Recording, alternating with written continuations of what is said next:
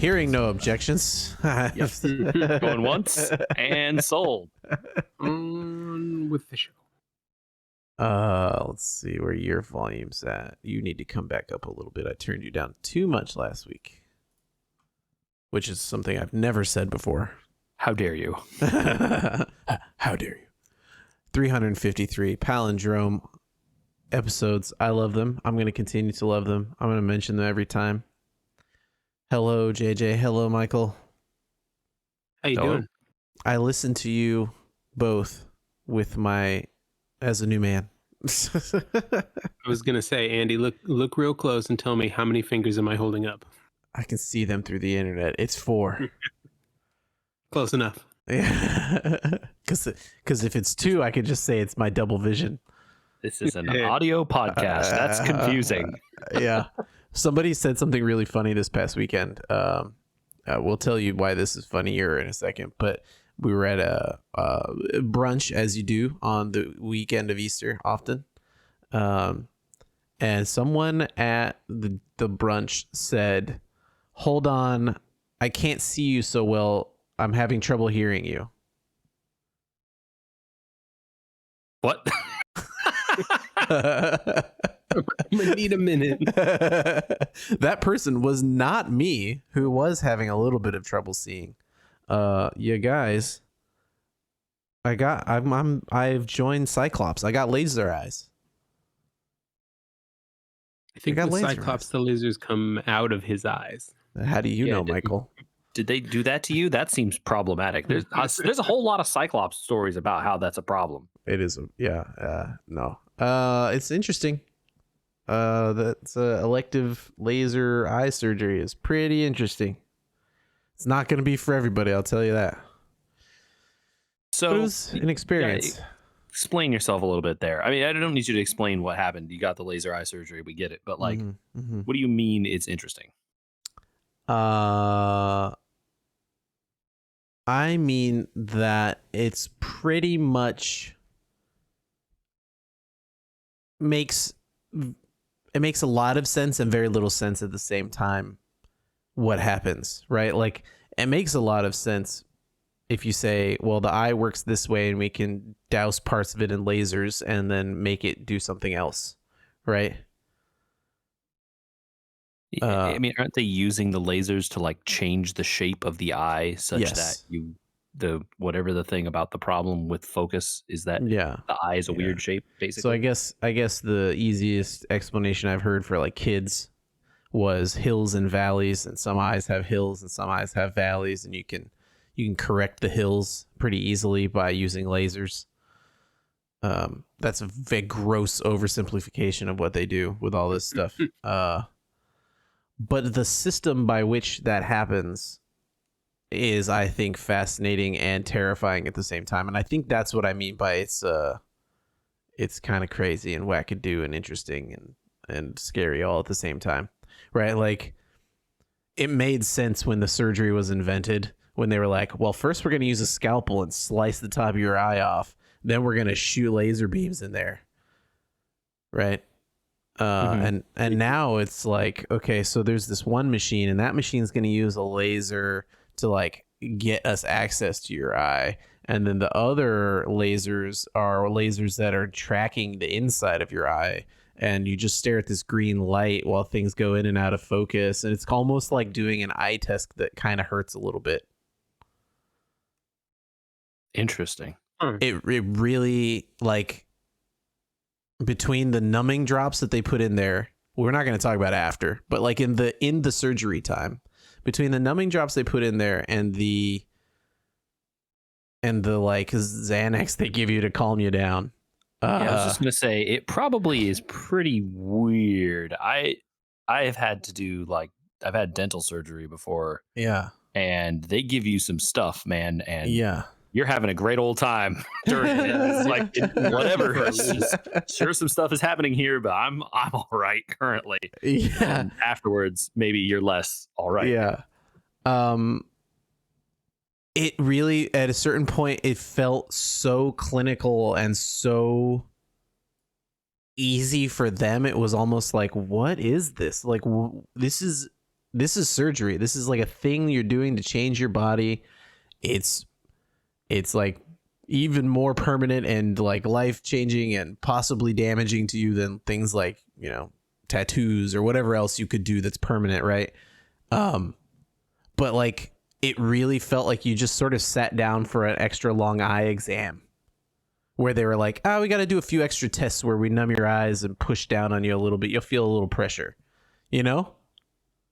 that to me is kind of nuts compared to, I think, what it's often like described as. Now, later on in the day when things start to burn and you can't do anything about it, it's not so fun, but that's why they give you sleeping pills. I'm fascinated by this. I knew you would be, which is why I brought it up. Did they tell you like any of the drawbacks? Like, did they talk about any of that before you went through with it? Oh, yeah. There's like a bunch of, there's a list of things that could happen, may happen, will happen, but will usually get better, etc. So like there's a huge list. So if you have a specific question. So I'm talking about like the long-term effects, because I know lots of people who've gotten these laser eye surgeries, and my personal prescription is pretty slight, so it seems like sort of pointless. And the thing that I have started to encounter for people that I know that got it a long time ago now are running up to the, oh no, I need glasses again. So they do talk about this. There are two, that's the thing I was curious about. Yeah, so there's two versions of this problem. One is correctable and the other is a life thing that happens. And the correctable thing, the specific company that I went to says, if it's a problem with your vision, like your eye changes and you need to have it corrected again, we will correct it again. Sure. There is a life thing that happens to you at some point past your 40s where your eyes have trouble focusing close and there's just nothing you can do about it.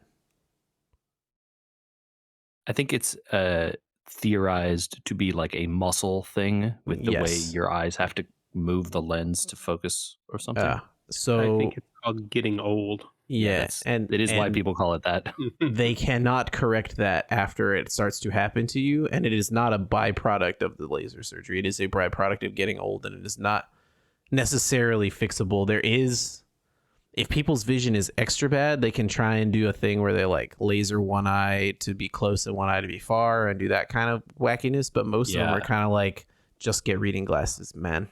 You're now old. Wear reading glasses, old guy. So that's the two issues. And a lot of people that are our age that got it, I have met people that are our age that got it somewhat irresponsibly, like 15, 20 years ago, right? Like they tell you to wait a little bit longer than that. So the people that I know, two of them are a bit older than us. Yes. And they got it when it was relatively new. Yeah. And one of them now is back to the point where he's like, I'm getting, like, I have contacts again. Yeah. Yeah. His eyes kept changing. Yeah. Yeah, exactly. They like got worse again. And it's like, well, so, and he's like, if it's not a problem with just the muscle, they would correct it again.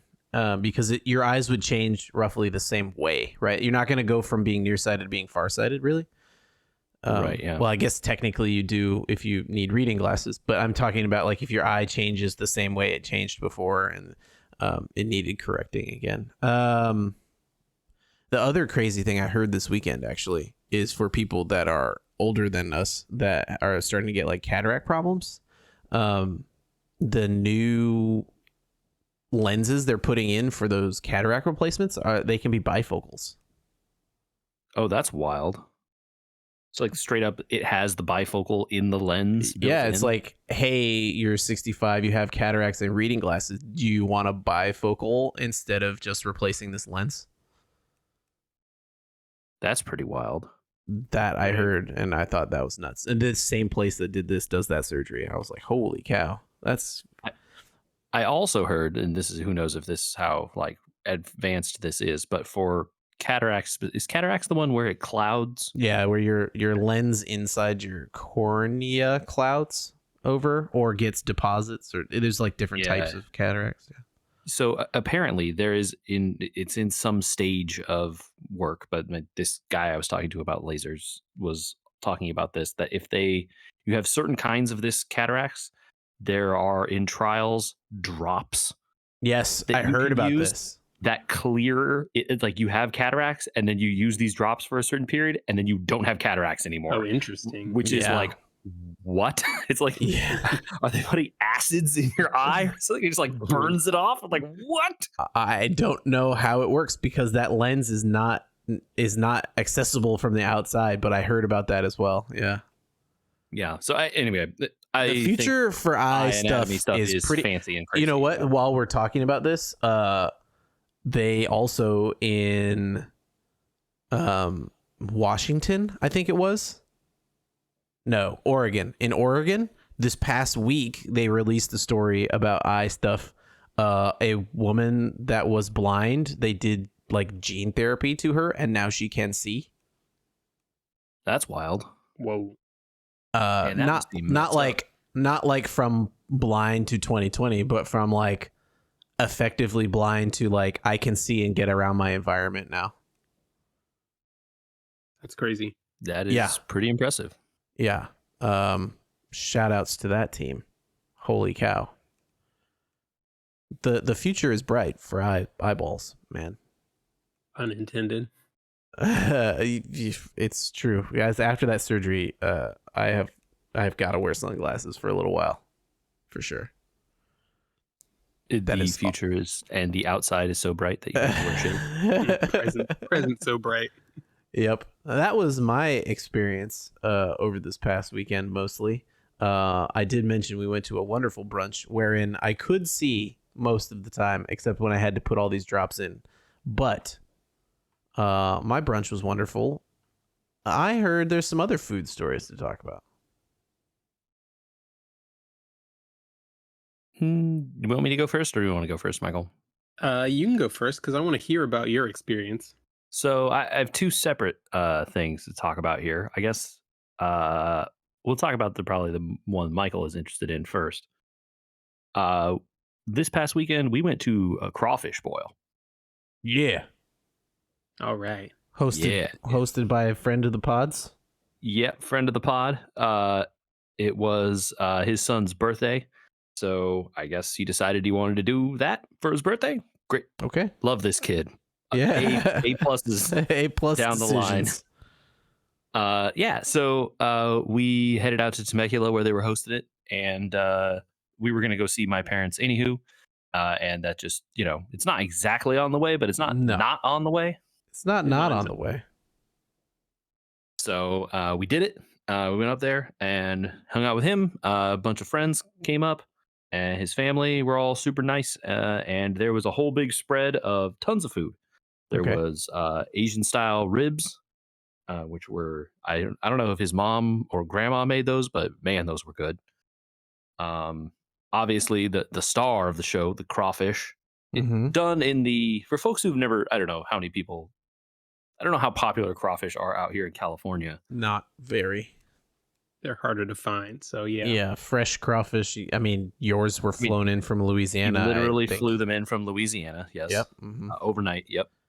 If they're the same place they were from before, yeah. He loves that place, so I will assume yes. Sure, they were. They look kind of like a lobster, but they're a lot smaller. Yeah, a little bit. Except shrimp lobster. Schlobster. Yeah. Really, the part that people eat mostly is in the tail, but there is some stuff you can get at in the head if you're into it. Some people are not. This was the first time I had seen crawfish with claws big enough that you could get meat out of those. Whoa. Oh wow. Okay. Yeah, I had never experienced that. Is that common? I don't know. No. I think they got to get pretty big for that to for that to be worth it. Yeah, the thing is like the first of the season maybe are that big? I don't know. Well, no. So maybe I guess he said that the season is starting to end over there. Apparently. Oh. Like he got a deal on these in terms of there's grades of them or whatever. Yeah. He was able to step up a grade for the same price from the bottom grade to the middle grade and paid nothing essentially for it. Huh. Oh wow. Okay. Yeah, the grades are like how well they pick through and somewhat how big they are. Like, I think you kind of just get the sizes that you get, but there mhm. were so many of them that were like some of these claws, we're not talking crab claws here, like not that big, but definitely big enough where like you could break them open and like suck a little meat out of there, and there was it was a bite, Nice.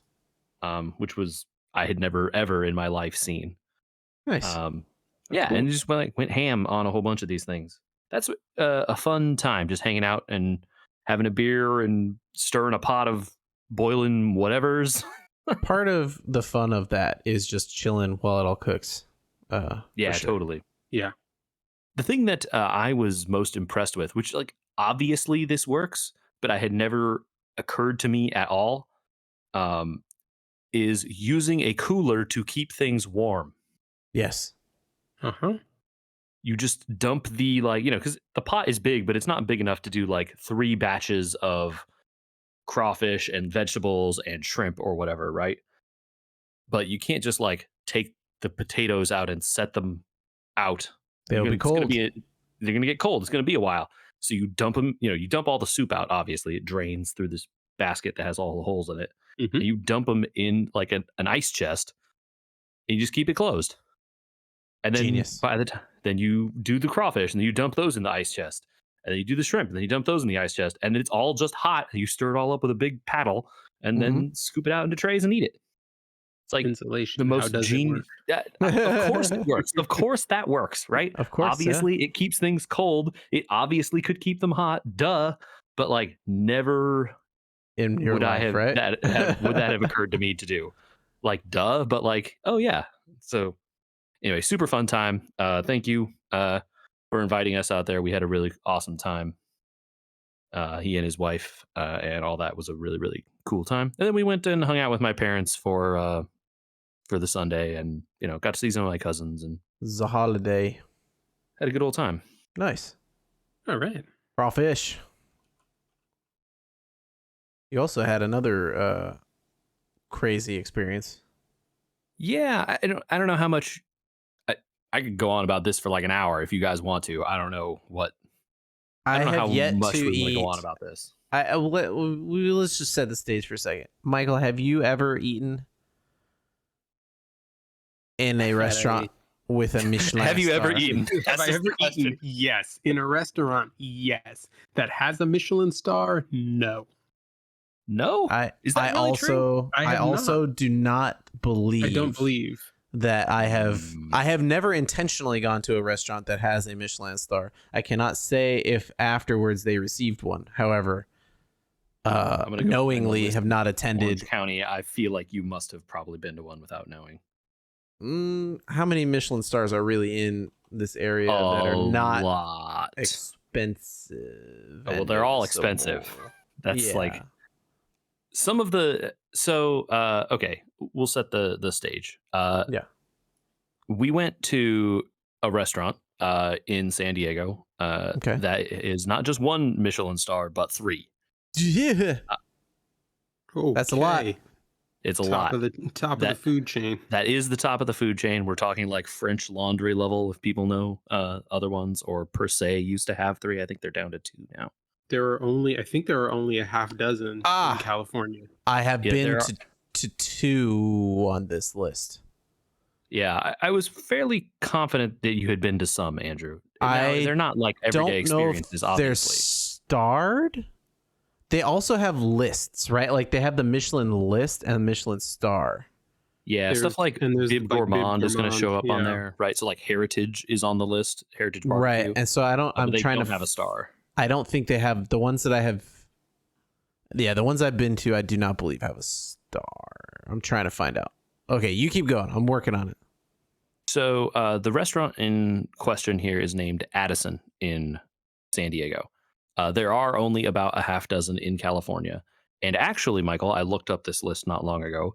There are not many more than that in the entire United States. No, there Well, aren't. there's like The US 1 or does 2 in not New have York. Many. There's like 2 in New York. There's like Yeah. 1 in DC. There's 1 in Chicago. There's like 6 in California. That's it for the country. And, like Italy, the entire country of Italy has like 5. You know, the entire country of France has a few. Japan Right. has several. Like that's it. Um, this is the most over the top anything you can ask about Sure. related to food.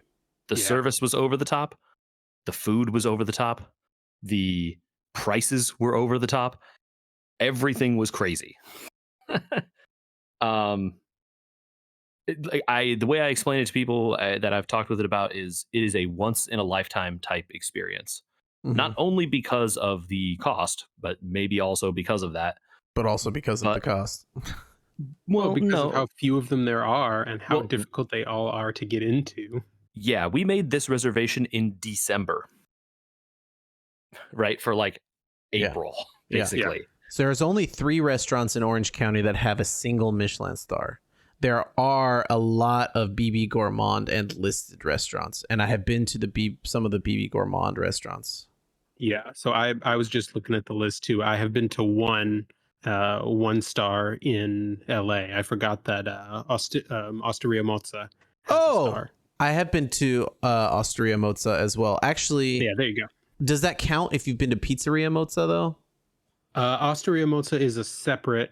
They share a building, at least Yeah. in one of the LA locations. I don't know if But it they are 2 counts. separate restaurants. Okay, well then no, I still don't count because I only been to The Pizzeria Mozza. There are a surprising amount of sushi restaurants that have a star that Yeah. you may Yes. not realize. And it's like, well, you spend a lot because it's sushi anyway, but you are at a place that actually has like a star level of service.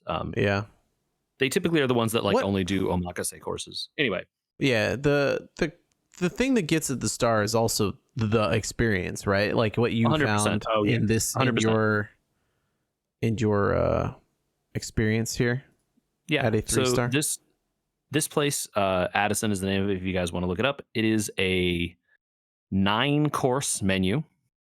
They don't give you a menu. You don't have any choices. You get what the menu is today. Chef's Right. tasting. They don't even call that. It's the experience. It's just You shit. get Yeah, this. it's just the chef's plates, right? They do have upgrades though. So like they have a luxury course if you want to spend more. And then they have Oh. wine pairings, which you can also buy, which are more. Okay. But you don't have to do those things. And the food is going to be great, whatever you choose to do. So don't worry about it, is what I would say. Okay. They do tell you though, like, hey, if you choose to do the wine pairing, it's basically going to be, across 9 courses, you're getting 9 separate pours of wine.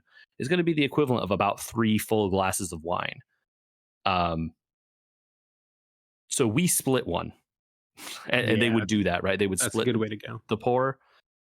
It still ends up being a significant amount of wine, but at least it's like more manageable.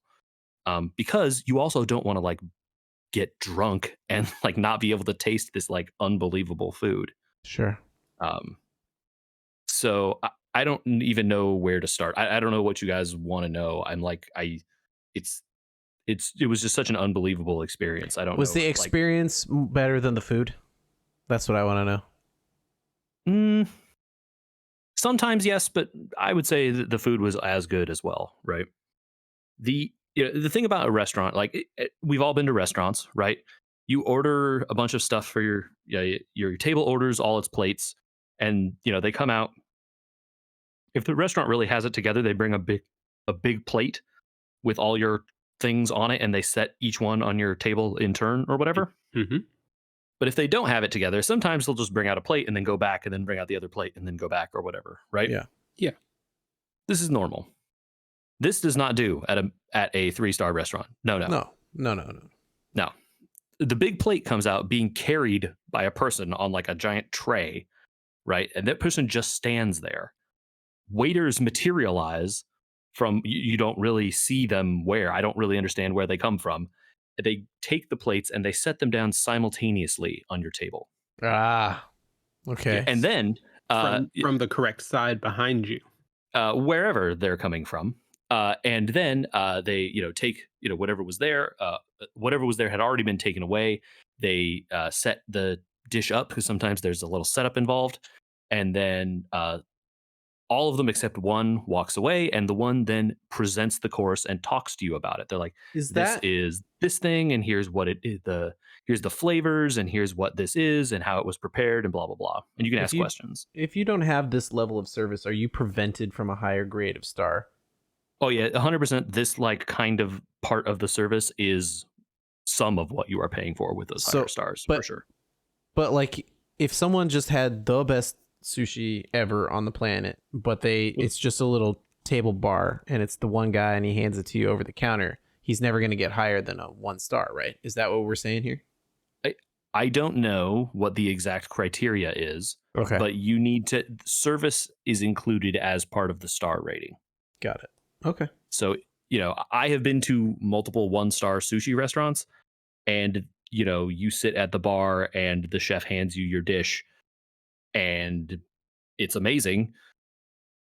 That's it. Like there's no like discussion about it. They don't have to like have a person explain the food to you. Right, sure. Um, Mhm.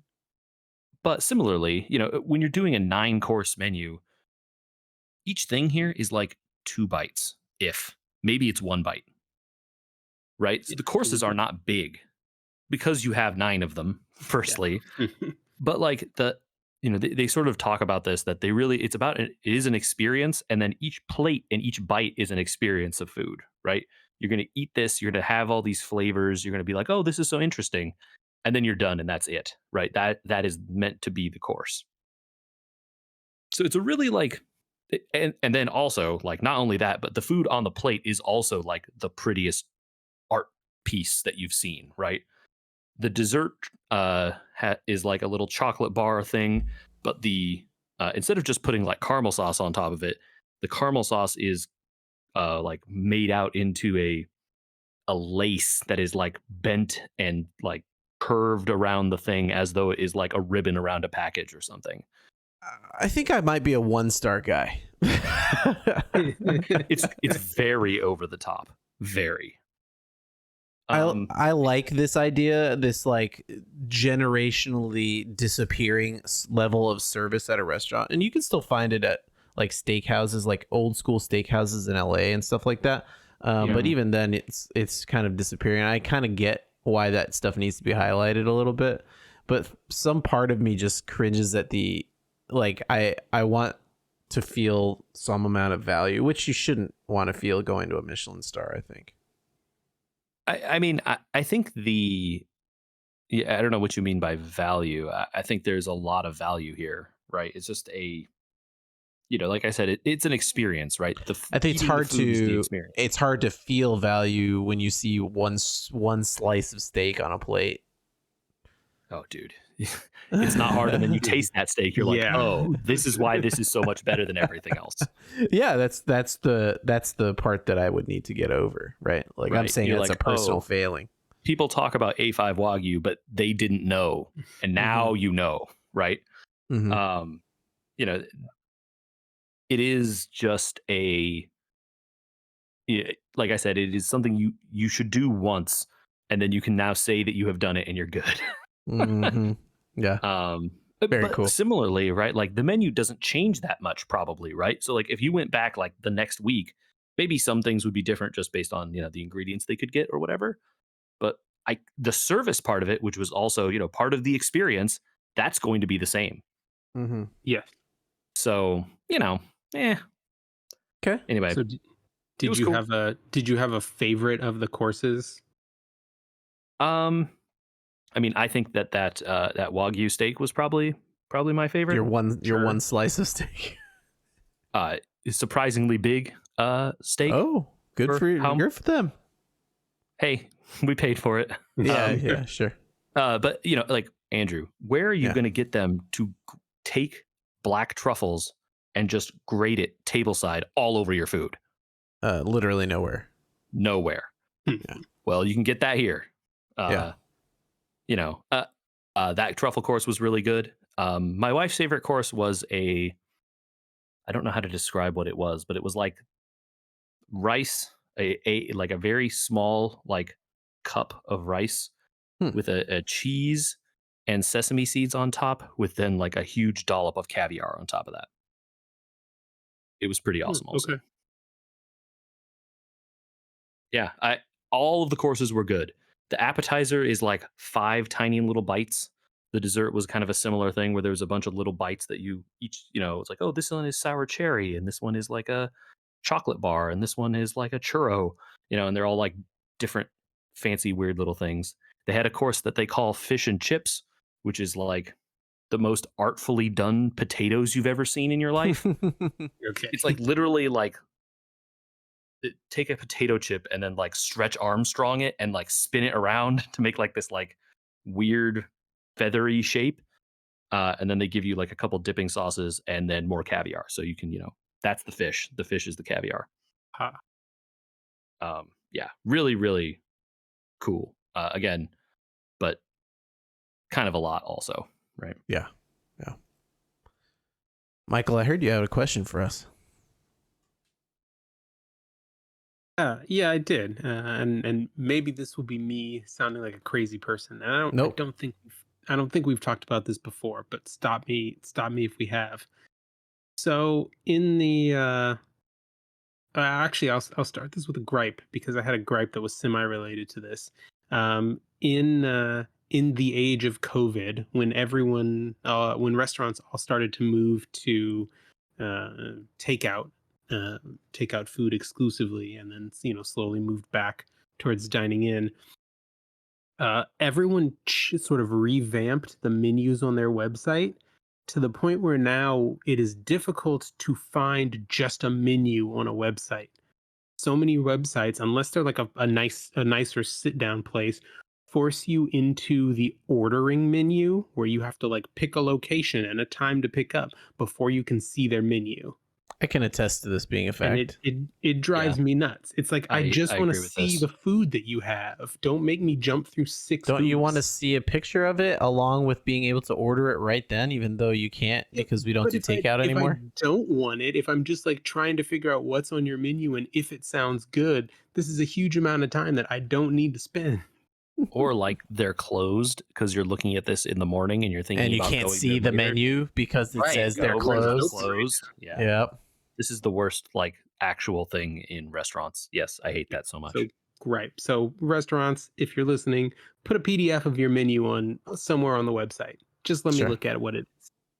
But that's not the question. Although I guess the question is sort of related, but it has to do with ordering takeout, which has become much more prevalent now, and the idea of tipping in terms of takeout. And so my question is, am I a crazy person if I want to start tipping based on the previous time I ordered from your takeout? Because tipping, the whole Huh. idea of tipping is that you tip based on the service that you got. But with to go, I haven't gotten any service until after I've paid for it. Right? Well, you could So always tip what when you if go get it, unless it's delivery, I guess. yeah, you could, I guess, although it's just one more step, right? I was just gonna And say I have even then, I still don't know if necessarily without like digging into all the boxes, if they got everything about the order right. yeah, this is a problem for takeout foods, and I fully understand it. I think I have just shifted my belief and understanding of what tipping is. It has nothing to do with service. It is us subsidizing the wages of these people. That's what it is. And that's how I think of it now. It's just like I have to tip 20% or whatever because otherwise these people make no money and they rely on this. So I just expect it now. Sure, and like that standpoint, I can get behind. Yeah, because I agree with you otherwise, like especially for stuff that's takeout or, like a drive-through or something where you basically have like 2 seconds to like look through your order before they're like, "Can you leave so we can like deal with these other people?" Yeah. Uh you're like, "Well, I don't know. Did I even get what I ordered here? Like what is even and yeah, I hate that part of that social interaction. I think my tip related to previous services, if they get it wrong too many times, I'm gonna go somewhere else. Yeah, so Yeah. there's that too. So I focused less on that I hadn't really thought about it your way, so I haven't really processed it that much. Because there's definitely been some spots where it's just like, the service is what it is because it's takeout. The food is ready. It's hot. But it's like 4 times in a row they just get it wrong. So we're just going to find another spot. So kind of that speaks for itself, Yeah. Yeah, that's definitely one way to handle it. Yeah, I think that's the right attitude, Andy, to be like, all right, look, everyone makes mistakes sometimes. No big deal. But if you're ordering takeout from there a few times and you notice more than once or twice they're getting it wrong, now it's time to consider other options, right? Yeah. And Yeah. we just discussed Orange area, California in general. I'm not going to say the county specifically, because other counties have even more food options. But like, there's no lack of places. there's no lack of places to go and find food. And like, I'm discovering that we even were driving too far to find things. We were, looking for specific types of food and going further. And it's like, wait a minute, there's actually one just down the street. It's just hidden and nobody knows it's there. And like,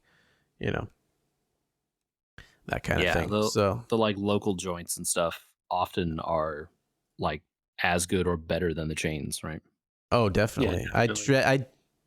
I 1,000% tried to find local joints. One of the Chinese places near us started doing lunch orders, and it's like, this is just as expensive. I mean, it's like $1 more than going to Panda Express, and you get just as much food. So why would I not pay these people $1 to stay open and make better food? Yep. And I tipped them because they've generally always gotten the order right anyway. So, okay. Well, speaking of hold on. Yeah, actually, on the food track, I have a question sure. for you guys. Yeah. Okay. Yeah. I feel like this happened. I don't know when this happened. But maybe it's a California thing. When you guys get water at a restaurant, you have to ask for it a lot of times now because there's a whole thing about that in California. But when you get water, do you expect there to be ice in it? I don't think I ever expect there to be ice. I hope there's ice.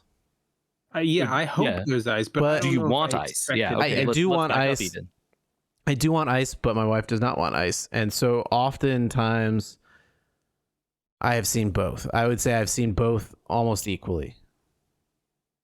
Yeah, but like your preference is for ice then. Yes. And Michael, you also Yes, prefer mine ice? as well, but in the same boat as Andy, my wife does not. Do you guys drink water with ice like on the regular? Yeah, At I fill my water bottle with ice and then fill the crannies with water. I would, but our freezer is tiny. It's the on top of the fridge style, and so it is more convenient for us to leave the ice maker tray out of it to fit more things into it. But I would. Okay, that's very interesting to me. I don't particularly care. I mean, I like a nice cold water. But yeah, I would say, yeah, I think I am on the side of ice also. Okay. Did you have an experience with water? What brought this up? I've been in some long car rides recently. Okay. The topic of water and ice came up, and I was like, I never really thought about I don't know what my expectation is. I guess the fancier the restaurant is, the more I expect there to be ice. Huh. The fancier the restaurants I've been to, the less chance I've seen ice because they bring it in like a fancy pitcher and pour it into a tiny water glass. Yeah. Okay. That's also a thing. That's also true. Yeah. Anyway, whereas like at Islands, they just plunk down the biggest glass of water you've ever seen, and it's already sweating with ice. And they bring around the giant pitcher to refill it. They had 17 of those giant glasses of water sitting on the thing over there, just ready for whatever people come in. That's the deal. Yep. Speaking of service issues, I'm just gonna put a PSA out there. I don't know if you guys also have 980 Pros. The SSDs like I do. There is a service bulletin on the 980 Pro to make sure that you have it updated to the most recent firmware. Or you could possibly have it just not start up one day. So I'm just going to put that out there. That's bad. I should update that. Yeah. Community service for all those folks. Well, I mean, I have Samsung Magician installed, which is actually a pretty decent SSD management app. If you have all Samsung SSDs, and it's pretty great. And it keeps everything up to date in terms of firmware. So by the time I saw this service bulletin, it was already updated. So it has something to do with it not correctly writing over old data, and then all of a sudden the drive is full and doesn't function. So just get that patched up in case you haven't. We're out here trying to function. Yes, we are out here trying to function. And you know what? Sometimes they rip the rug out from under you, JJ. I have been playing a game that you haven't played for a while. Apex Legends. Oh. The crew of I think we talked a few times about how Call of Duty was back in my life as a thing to keep in touch with people and play games with them. That new Warzone game ain't good, and I think it finally got to pretty much everybody. Their subscriber numbers and active player numbers are in the actual gutter, and even diehards have moved on to other games. And so the group that I played with was like, do you guys want to play Apex instead? I said, I know that game. We could play that. Do you actually know that game, or did you used to know that game? I used to know that game. Did they have crafting when you played that game? Sure didn't, Andrew. Sure did not. Yeah, there's like rotating items that are only craftable in game, and you have to find materials for crafting in game. There's a lot of new systems, a lot of new guns we never played with. It's the Wild West out there. It was kind of fun to get back into it and actually have time to understand it this time. I think before, like last time when we tried to get into it, we were just getting killed, like with no chance of understanding the game. Yeah. But enough new people are playing that the new ranks aren't like, oh, I'm dead most of the time. And the cheaters are starting to pop up because they've all left Warzone also, but it's not as bad. But that meme of the astronauts, like always was. Oh, always was. Yep. Yeah. The cheaters were here. The cheaters are here. They always were. Yeah. They do something weird in the middle of the season, and like I was just saying, they pulled the rug out from under me.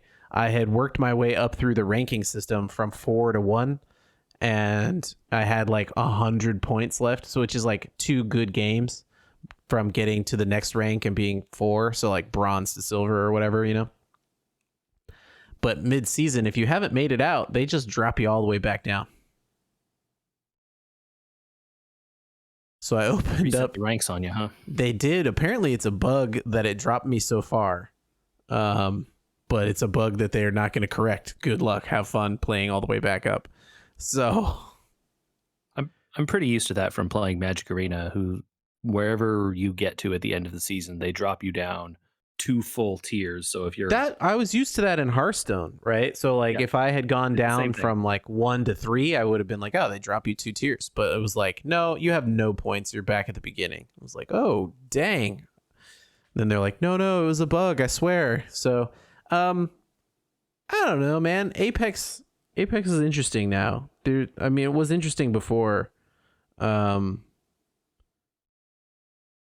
But I think what is cool about it more than what maybe might sustain it longer than its other compatriots is like, do you remember when you played the game, the like sliding and how that was like crazy, and the like wall running, and the guns are kind of like all the movement stuff was like fun. You could like have fun running around and pretending to be cool. Some a lot of characters that movement actually just meant that you would just get shot. Sure, but like some characters have jetpacks and grappling hooks. And yeah. One person can like fly to their bat. Yeah. And the guns are kind of like crazy and out there too. They look weird. They all shoot very differently because it's a made up game. And I think one thing I noticed, and I brought up Apex because I wanted to ask you guys' opinion about this. The Call of Duty fandom has this weird two-step process to it where like everything has to have like verisimilitude. It needs to be like that's the M16. It needs to sound like the M16. It needs to shoot like the M16. It needs to look like the M16. It needs to all do these things, but at the same time they need to balance a game. And it's like, what makes this better than that? Well, in the real world, nothing. But in this game, it does 56 points of damage, and that does 54 points of damage, and blah blah blah.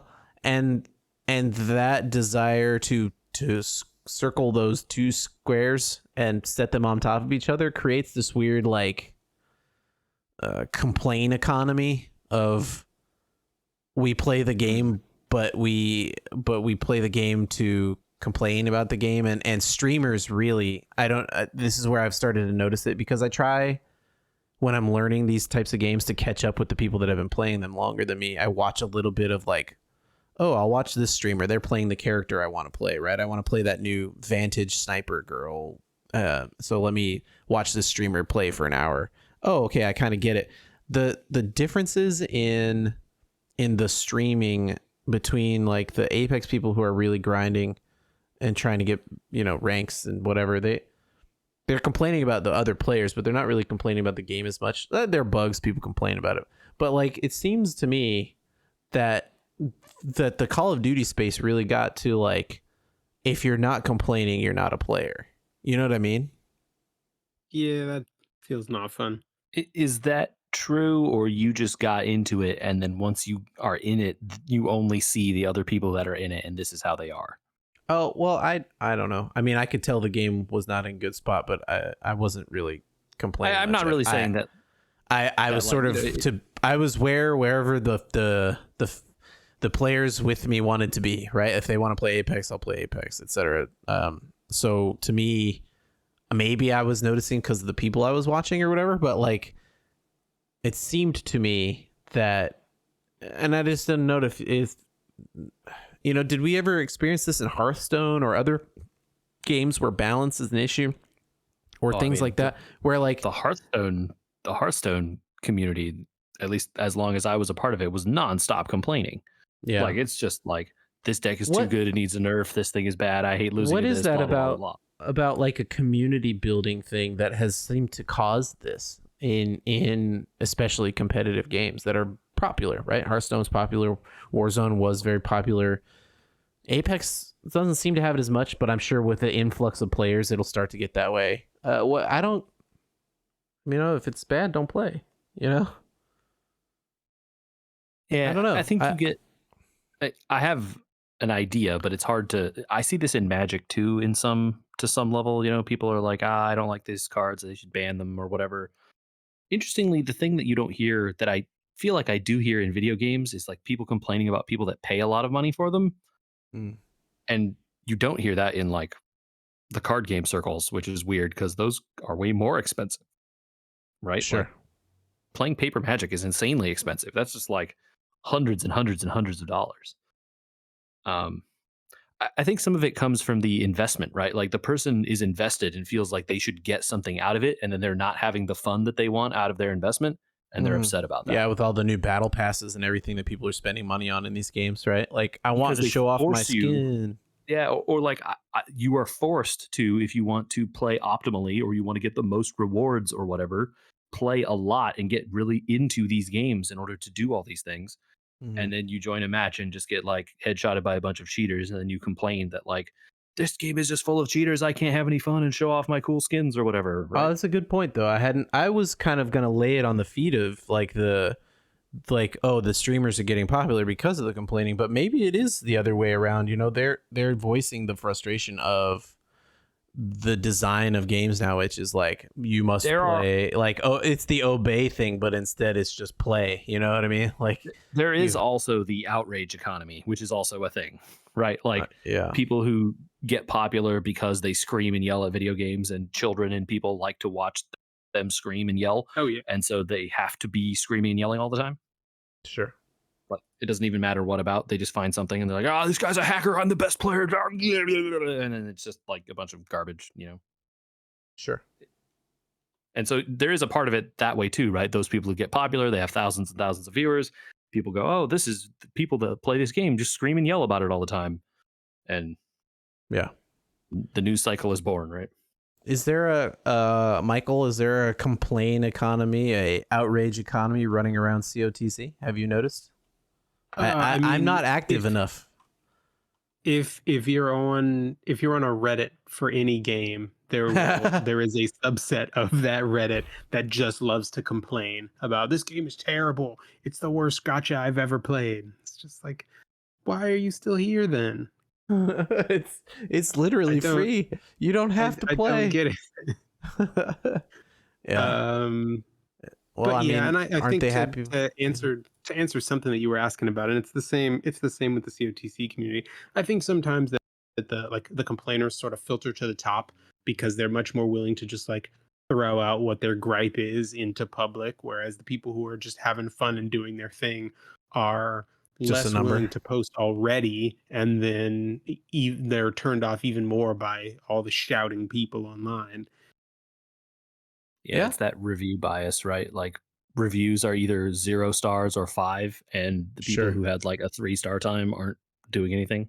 Yeah. Yeah, that's why I think it's Tim Rogers again to the rescue with if it has the most reviews, it's probably the best. It doesn't matter what the number is. Sure. Yeah. It's like if it has 3 stars but it has 10,000 reviews, that's the pizza place you want to go to, even if the 5-star place has only 20. Yeah. Well, I mean, are they happy? The COTC got a big update. I don't know. It's there's more and Yeah, more I to do think, all the time. I don't know about you, JJ. Well, first of all, I can't really see screens that well. They're kind of the light and stuff like that really starts to tire my eyes out and stuff. So I haven't been playing very much. And things get a little blurry towards the end of the day and whatever. But I know JJ, you picked up and played a little bit more since this latest update, and there's towers and all sorts of things we've been chatting about. Yeah, I powered my way through some stuff to try and pick up a bunch of feats. Also, I've discovered after completing the most recent story chapter, which was good. Y'all like that story chapter? I'm had too fun. tired. I have to close my eyes at night. I can't look at the phone in the dark right now. Andrew, that's good for you. That's called sleeping. You should do that. No, yes, I understand that that's called sleep, but the physical, like what I used to do is like try to get to bed and play the new story chapter for like 30 minutes a night or whatever. I just can't stare at the screen at night in bed for probably a few more weeks. No worries. Did you got through it though, Michael? Yeah, I did, and I really enjoyed this. It was a fun change of pace from the traditional chapter dungeon style. Hey, I'm not Yeah. I'm not like, just don't spoil the story, but the cool mechanics you guys were describing with the boats sounds really awesome. I'm on a boat, man. I'm on a boat. We have taken to the high seas. The only thing I'll say that I don't like about this whole chapter is why can't I farm the materials in the elites at the tower? Why you do this to me? Oh What? yeah, that part is there are only 4 elites in this update. The So they upgrade only stones drop- you can get from yeah. the tower, But but the if you want the base basics- materials, No, you have to do the Yep. base materials just from random standard battles, mobs? baby. No. Oh yeah, Why?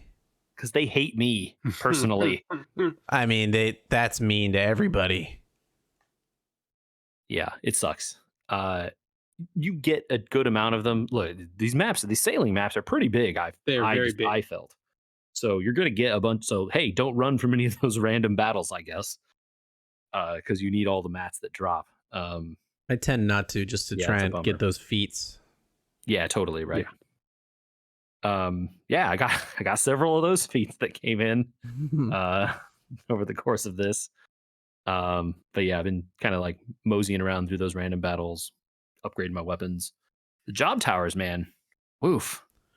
Yeah, they're fun and they start out easy and they get hard. I liked them until EX3, EX4. and then I Oh, stopped liking them. EX3 I beat on both towers, no problem. EX4, It's are we You just tried not one. supposed to win? it's a significant step up. That's what I'll say. EX4 and 5 is like, so did you whale? Because if you did, you can beat this. I don't think even it's that. Although, I think also it is okay. You have like, I think even available to us, there aren't that many 5-star units for either of these classes. There's got to be at least. Warriors, I think, have is like maybe one Warriors of is the like most. 7. I think there's like 7. I have 4, and I feel like that's a lot, Yeah. and it's not even close to enough.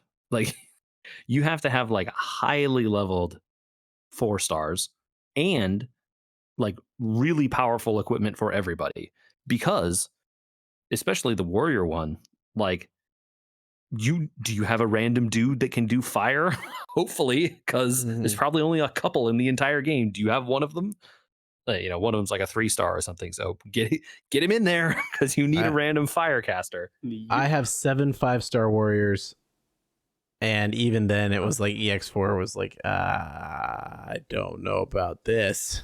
I don't have. Yeah, you need really optimized teams. You need really strong equipments and accessories, and you need to be like really, really on top of every single turn, every single break, the most possible damage. And I just like I don't know I don't know, man. You know what? I'm not mad about not being able to do it. I think that was the whole point, is that the towers are something that they put out. It's going to be recurring every 4 weeks. It'll But not start those over. towers. And it's what? Not those towers. What do We you won't mean see not? They're those going to towers. rotate. Those towers For we a won't couple see again months, for yeah. 4 months. Are they rotating in? No, that can't be right, because we don't get another set of towers next month. They're not releasing 2 different jobs next month. So how do these towers work? They eventually just have 8 towers that are there 2 weeks at a time, 3 weeks at a time. I think so. and then a week off for some reason. Yeah.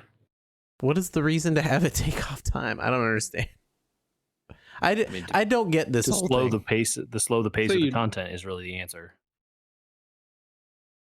I had the impression you got 2 towers at a time, and then like next month we would get 2 different towers, and then the month after that we would get 2 different towers. No, because we don't get another tower until June. We get Oh, 2 shoot. more in June, and then 2 more in July. Wow. Oh, so we're gonna have like 3 or 4 resets of these towers before we even get the other ones. Yeah, which is why Any I other say I ones. don't think they rotate them in pairs. I think all of them just rotate. Huh. That's a Okay. really weird choice. The game makes Okay. some strange decisions, man. Like having 95 different materials in the exchange is also a strange choice. Yeah. Yeah. I well, think like I said, I enjoyed the challenge of the towers up until I hit those EX4 and 3 floors. Like, then I was like, never mind.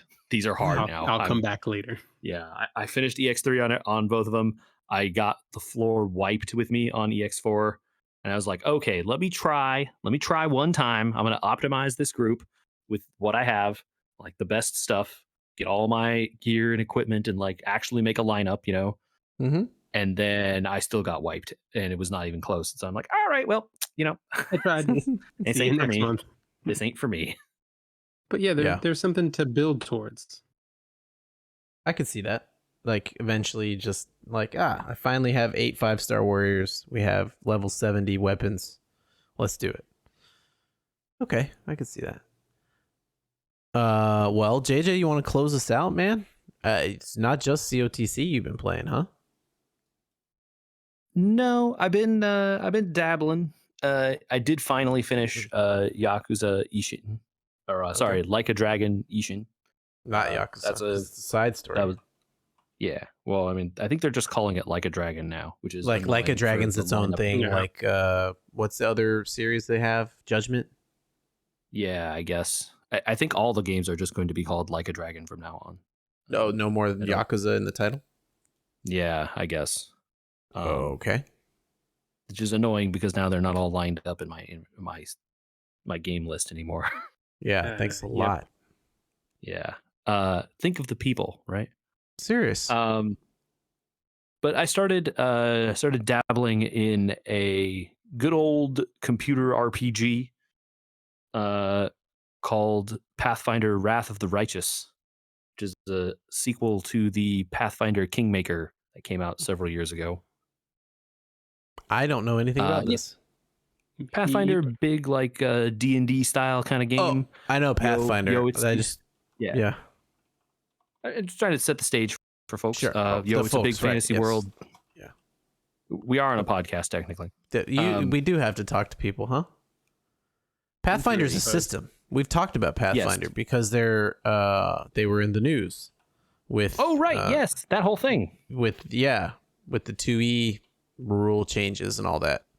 Yeah, D&D trying to shoot themselves in the foot as hard as is possible to do. So the alternative Pathfinder system to D&D's system, it also has been responsible for making some pretty good games.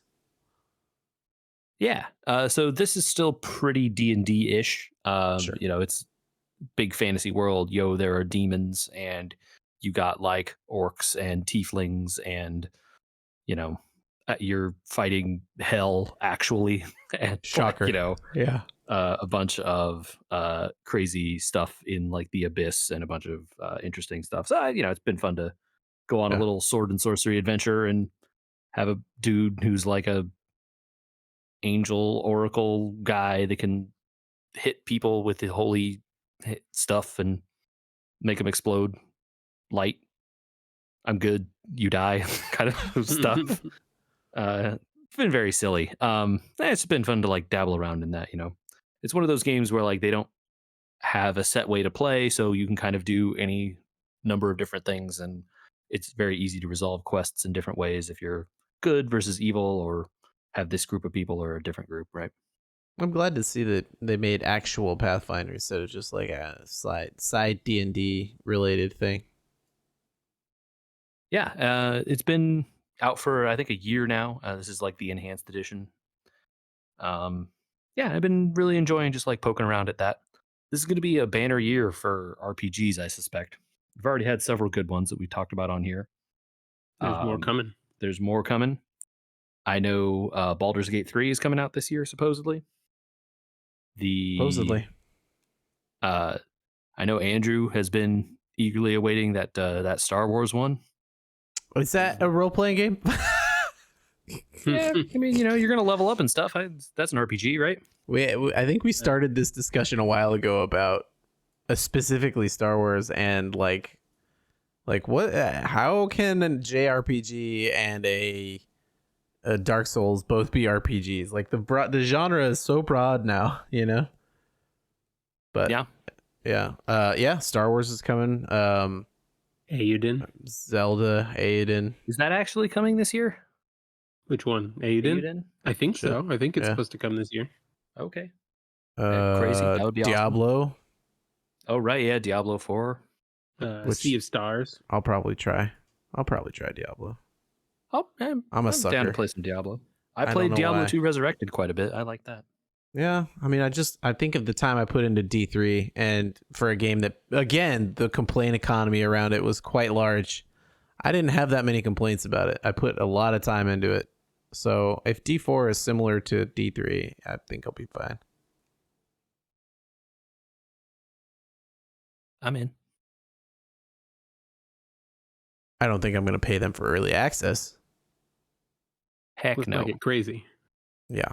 Yeah, I'm not even like buying games pre-order. I'm like wait until they come out, because stuff has happened recently. Games that were big deals come out, and then it's like, oh no, this game is on fire, and no one should have bought it. I pre-purchased. We can talk about this for 3 minutes. I pre-purchased that Star Wars game. I wanted to make a statement with my dollar that I was willing to pay full boat retail early for them to stop making online only connected blah blah blah games. Just make single player RPG fun games. It's going to be depressing when this comes out and it turns out you have to be online all the time to play it. Supposedly not. We'll see. Who knows? I have no idea. They don't talk about multiplayer, so that's a good sign. There is no multiplayer. Nice. As far as I understand it. Yeah. Yeah. So I don't know if that was a good decision. We generally on this podcast, not even generally, very specifically, say almost don't even buy games until they're on sale. You know? Because there's just so much out there. But I will say I got this Pathfinder game for like deep discount. Yeah. Deep. Yeah, So, I don't know. I don't know if I'm making the right statement or not, but I just wanted to put it out there. I thought about it for a while and I still did it. I'm excited. It's a game that I haven't been excited. Like I've been happy and glad and whatever, but like looking forward to a game coming out has been for a little while. So there you go. Anyway, if people are looking forward to stuff, or if they have 3DS stories for us to talk about, because we're gonna do that. Oh yeah, get those in. What's the deal, Leo? Where they at, Michael? They can send those to podcast@weweregamers.com. We're collecting responses. We'll respond to some number of them, our favorites, in an upcoming episode here. Make it good, otherwise we won't even talk about it. We'll make the cut. Wow. We need your comments to be at least 2 Michelin star comments. Oh yes, it must have service and quality. So prime. They can also get at us on Twitter, Instagram, Facebook. We Were Gamers on all those places. You should go check out our YouTube for some fun bonus content, nicely curated for us by Andy. I do that. Yeah, we got to show off your skills. I mean, they're not crazy good, but it is fun to make those things. And they get hits. So as long as people are watching them there, we'll keep putting them there.